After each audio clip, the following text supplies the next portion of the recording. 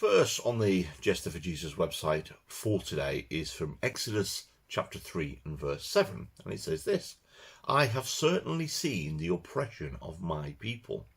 Of course, this is Old Testament. This is what was said when the people who were in Egypt, they'd gone to Egypt as a small group because there was a famine, and it protected them, and they grew as a nation. 400 years later, they were quite numerous, and the Pharaoh put them into oppression and made them slaves and things.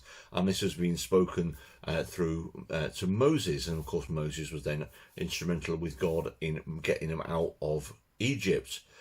I have certainly seen the oppression. I mean, God had seen the oppression. God had seen the cries of the people going up into heaven because of the oppression that was put on them by the government of Egypt, the Pharaoh, and all the people in part of that sort of like political party or whatever it was. God still sees today. God still sees the oppression that people are in.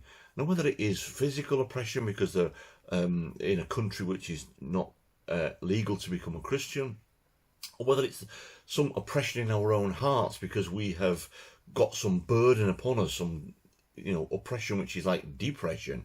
He sees that as well. He says, I've certainly seen it. And what did God desire to do with these people in Egypt is to release them. Release them to what? Freedom. Freedom into their land that had all the things that they needed. And that's exactly what God still wants for us today. He wants us to be free.